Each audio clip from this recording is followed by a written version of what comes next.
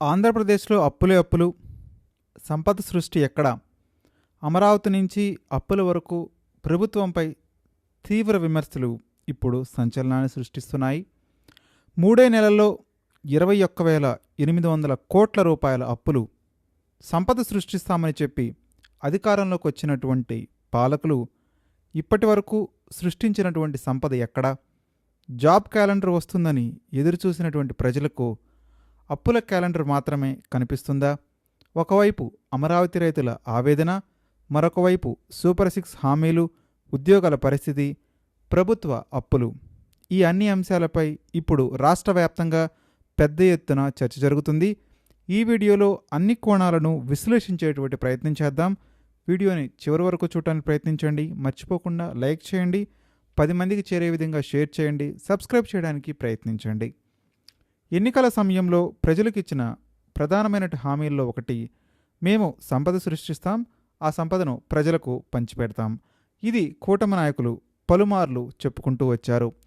సంపద సృష్టి అంటే పరిశ్రమలు రావాలి, ఉద్యోగాలు రావాలి, పెట్టుబడులు రావాలి, ప్రభుత్వ ఆదాయం పెరగాలి, ఆర్థిక వ్యవస్థ బలపడాలి. కానీ విమర్శలకు ప్రశ్న మాత్రం ఒక్కటే, ఇప్పటి వరకు ప్రభుత్వం సృష్టించినటువంటి కొత్త సంపద ఏమిటి? ప్రభుత్వం కొన్ని పెట్టుబడులు, డేటా సెంటర్లు, కొత్త కంపెనీల యొక్క ప్రకటనలను గుప్పిస్తోంది, ప్రస్తావిస్తుంది. అయితే విమర్శకుల వాదన ఏమిటంటే, ప్రకటనలు ఒకటి, ప్రజలకు ప్రత్యక్షంగా జరుగుతున్న ప్రయోజనం మరొకటి. ఎన్నికల సమయంలో మరొక ప్రధానమైన హామీ జాబ్ క్యాలెండర్. ప్రతి సంవత్సరం ఉద్యోగాల భర్తీ జరుగుతుందని చెప్పారు. అయితే ఇప్పటి వరకు ఎన్ని నోటిఫికేషన్లు వచ్చాయి? ఎన్ని పోస్టులు భర్తీ అయ్యాయి? ఎంతమందికి ఉద్యోగాలు వచ్చాయి?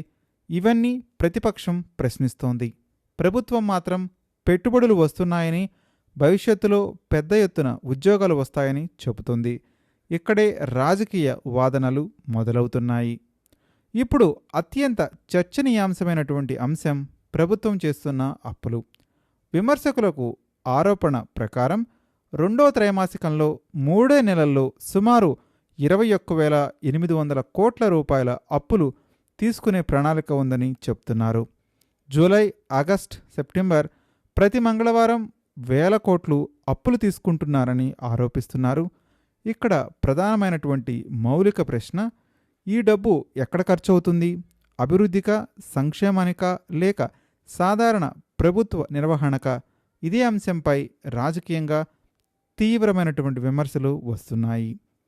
ఎన్నికల్లో అత్యంత ప్రచారం పొందినటువంటి అంశం సూపర్ 6. ప్రజలు అడుగుతున్న ప్రశ్నలు, అన్ని హామీలు అమలయ్యాయా? ఎన్ని అమలయ్యాయి? ఎన్ని పెండింగ్లో ఉన్నాయి? ఎప్పుడు పూర్తవుతాయి? ప్రభుత్వం దశల వారీగా అమలు చేస్తామని చెప్తుంది. ప్రతిపక్షం మాత్రం హామీలు ఆలస్యంగా అమలవుతున్నాయని ఆరోపిస్తుంది. ఇటీవల అమరావతి ప్రాంతంలో రైతుల సమస్యలు, భూముల అంశాలు, నిరసనలు, రాజకీయ నాయకుల పర్యటనలు, వీటిపై పెద్ద ఎత్తున చర్చ జరిగింది. విమర్శకుల ఆరోపణ ప్రకారం రైతులు ఇబ్బందులు పడుతున్నారని, ప్రభుత్వం స్పందించడం లేదని, ప్రభుత్వం మాత్రం అభివృద్ధి పనులు కొనసాగుతున్నాయని, చట్ట ప్రకారమే అన్నీ జరుగుతున్నాయని చెప్పుకొస్తుంది. ఇదే అంశం రాజకీయంగా వేడెక్కుతుంది.